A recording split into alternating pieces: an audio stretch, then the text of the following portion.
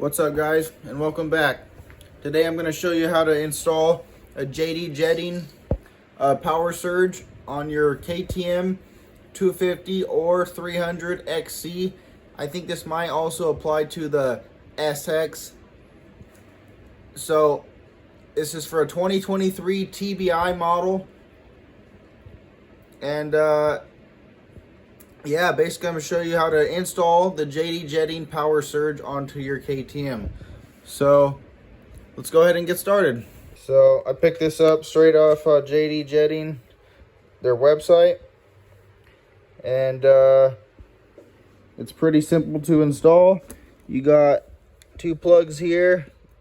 You unplug your injector, you plug it back in here, and then you plug this back to where your injector, you plug this into your injector, and then this is your injector wiring off the bike, and then one ground. All right, so the first thing we got to do is we got to remove this seat. So we got an 8mm. Pull out that bolt. I'm gonna pull this bolt out, push the seat forward. Seat comes right off.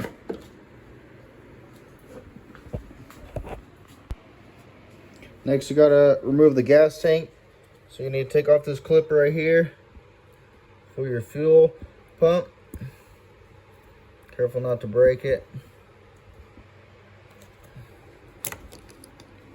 Take that. Right down here, you're gonna have your fuel disconnect for the gas tank. You want to get something so you don't spill the gas on the ground. I'm in Arizona, so it's 120 in the garage. I'm trying to not die.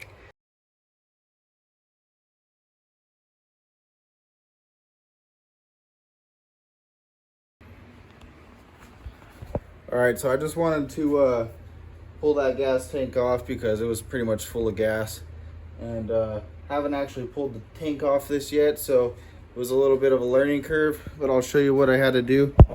So right here in the center of the gas tank, there's going to be one 8mm bolt, and then there's going to be two 8mm bolts on the side of the radiator shroud holding the plastics on.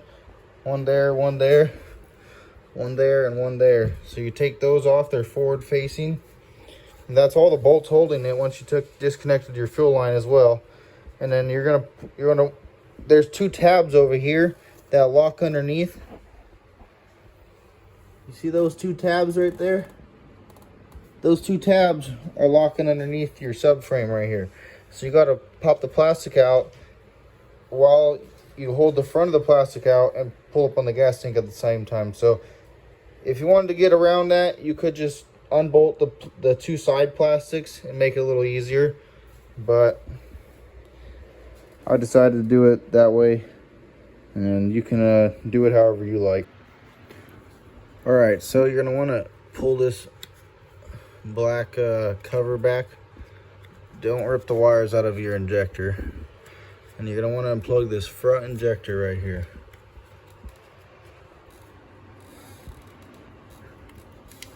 You need to push down on that tab right there and pull the injector down. Do not pull on the wires. You got to pull on the plastic piece. Hang on a second. Let me put the camera down. All right, so depending on how many hours you got on your bike, this probably might come off a little easier. Mine appears to be basically plugged with dirt. So once you get that injector off, unplugged right there, the next step is you're gonna come over here, you're gonna grab your power surge. You can kind of basically just put that up over there. We'll find a spot for it later. All right, so I plugged the black end into the injector clip of the dirt bike, your original one, and then you plug, I mean, they can only go one way, so it's pretty simple. I plugged the gray one into the injector, the front injector. Do not plug it into the rear injector. And now I'm just stuffing all the wires inside of the old cover for the injector. You kind of want to keep this stuff out of the elements a little bit. If you ride a lot of mud and stuff, it's probably going to get packed in there anyways, but which then might not be a good thing, but you still want to protect it. So do whatever you want to do, but I'm going to stuff mine up inside of here, and I'm going to kind of stuff it back in there a little bit, and then I'm going to zip tie these wires just like that. So I'm going to do that real quick, and then I'll show you what it looks like. All right, so I got my wires all sorted out. For some reason, that thing didn't want to really do much, so that's where it's going to sit. I got a zip tie here.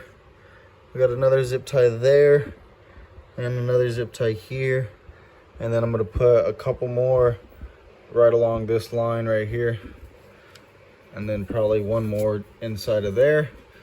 But the next step on the list, it wants you to, for some reason, says right there to remove this bolt, which is on the coil, and put the ground wire there. So there's probably some reason for that. I was going to mount it right there, but I mean, by the instructions, it says to mount it here. So you take your 8mm, take that bolt out real quick, and then basically you want to put that wire on there, but I'm going to do something with all this extra wire real quick, and then I'm going to bolt that back on, and I'll show you what that looks like. All right, so I went ahead and they supplied too much wire on the ground. So you could, if you don't want to do this, you could cut the wire and put a new end on. But it looked like they had a pretty good crimp on there.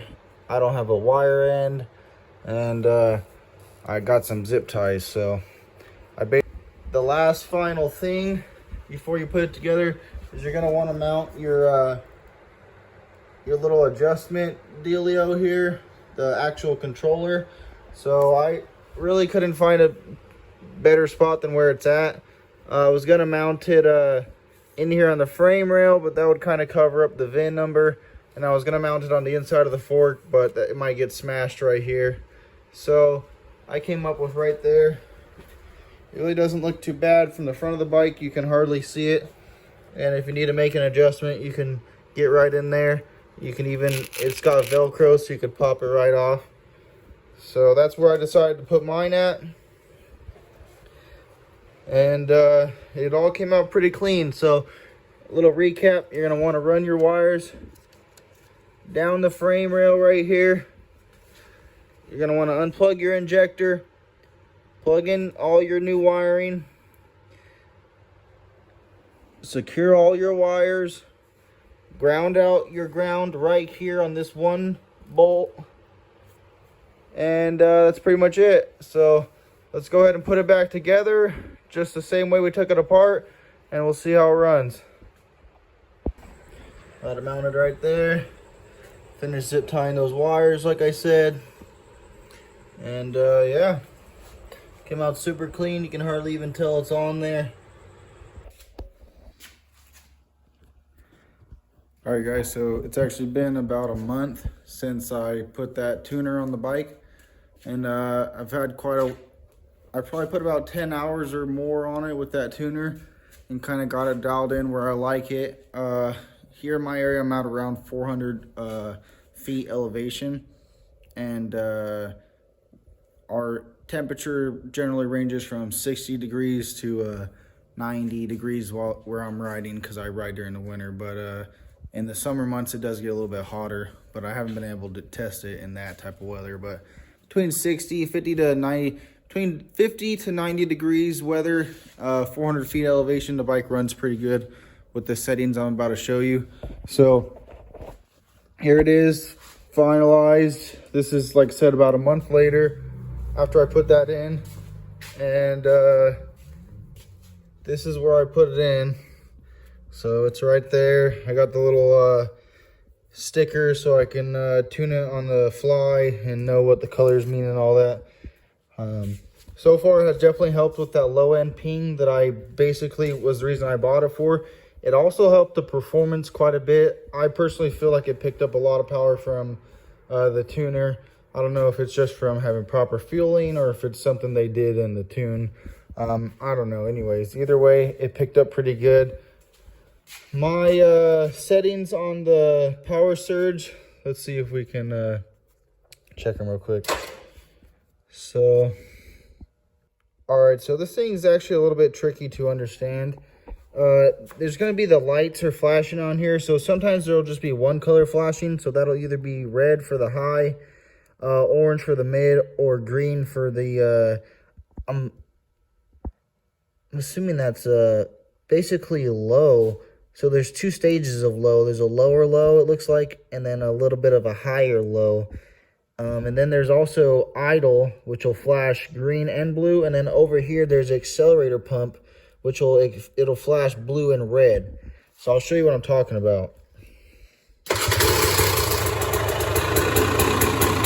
All right, so right now it's just doing its regular thing. So if you start pressing mode, it'll start flashing. That's orange. That means I'm on 4 and 5, so that's basically 4.5. If I hit it again, that's high. I'm on 5. Now I'm on idle. Idle, I'm on 4. This is the low, the higher low. So the higher low, I'm on 4, and then this is the lower low. I'm on 5.5. And then mid-range, I'm on 4.5. And then that's the idle again. And then this one, red and blue, that's for your accelerator pump, and I'm on 5. So that's my settings. They work pretty well for me. I'm pretty sure the base setting in the manual is 3, if I remember correctly. So if you put them all on 3, that's where it was from the factory. So I'm a little bit tuned up from there. I ride pretty aggressively, so I'm trying to keep the motor alive. One of the reasons why I'm running pretty rich. I'm sure if you didn't ride as hard, you could definitely lean it out so you don't foul any plugs or anything like that. But those are the settings that work good for me.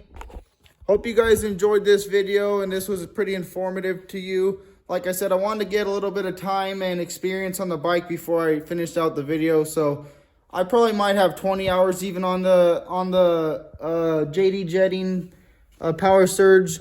And personally, I recommend it. It works really well, and it has solved most of the problems that I had purchased it for initially. So I'll definitely give it a 4.5, 5-star review, and I definitely would recommend this product. My brother has personally bought the Power Commander, and it seems to be a little more complicated and a little more in-depth on the install. So if you're not, as tech savvy and you don't want to deal with all that laptop and stuff, you definitely probably going to lean towards the JD Jetting Power Surge. So